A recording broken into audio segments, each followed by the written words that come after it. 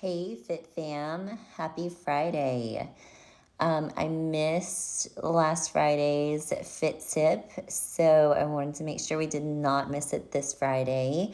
You'll have to excuse my appearance. I got about 4 hours of sleep last night, so I should talk about sleep, but we've talked about that before. So I actually had an issue come up with a client this week, and I wanted to talk to you about tendonitis and ways to avoid getting that and how to help treat it. So tendonitis is very common for people who lift weights.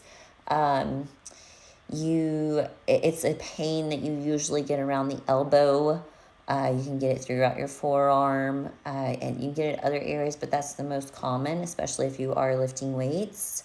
And oftentimes the reason that you're getting that is because you are squeezing the dumbbells and the attachments for like the cables and things like that too tightly.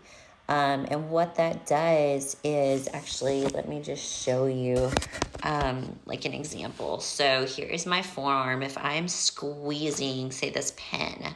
So here I am just relaxed and here I am squeezing. Do you see this? So those are your tendons when your muscles are contracting and you're squeezing them, you're pulling them, you're tightening them.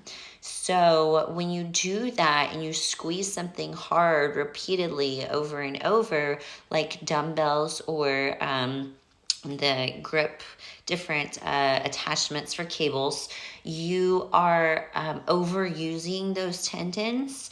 And that's one way that you can get tendonitis. So what I tell my clients to do, and actually how I was trained to lift, one way to prevent that is to loosen up your grip. So instead of wrapping my whole hand around the dumbbell, I'll actually just point my thumb up. Or if, say, it's like an attachment, like I'm pulling for a cable, like a cable row, I will just do a 2-finger grip. So if you just do a 2-finger grip, look, that's the tightest I can squeeze it with 2 fingers.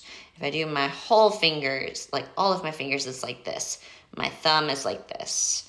So if you do the 2-finger grip, then you're going to not be able to squeeze as tightly, and that's going to help prevent that. Not only that, but you also could use lifting straps.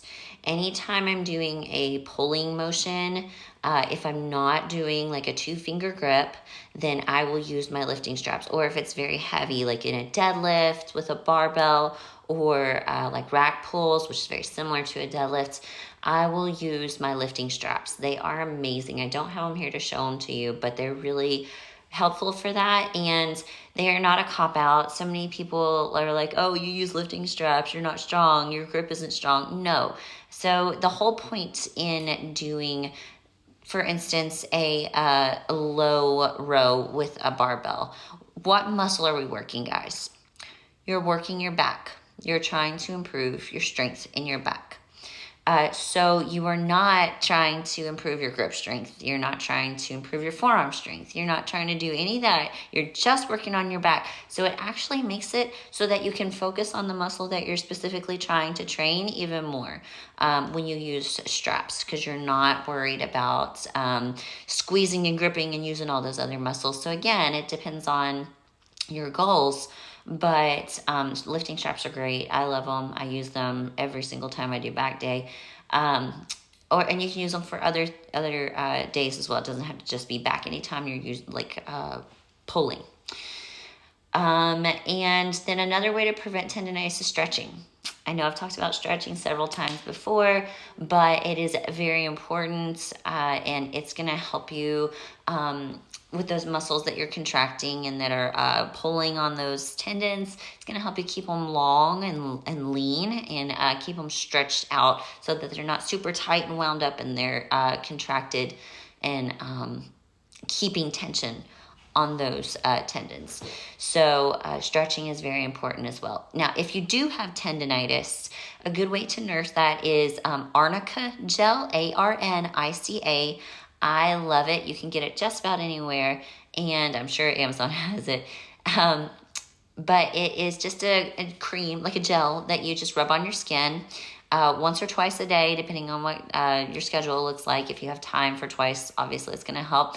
But I used it religiously for 2 to 4 weeks, and I'm not kidding. That made the biggest difference for me when I had tendonitis, and I haven't experienced it since. And then another thing you can do is ice. Ice is good for reducing inflammation. We all know this. And heat, same thing. So you can do ice and heat and cycle them, or you could just do ice, or you could just do heat. But also combined with the arnica gel is going to be great. Obviously not at the same time. So those are some ways that you can prevent tendonitis and treat tendonitis if you have it.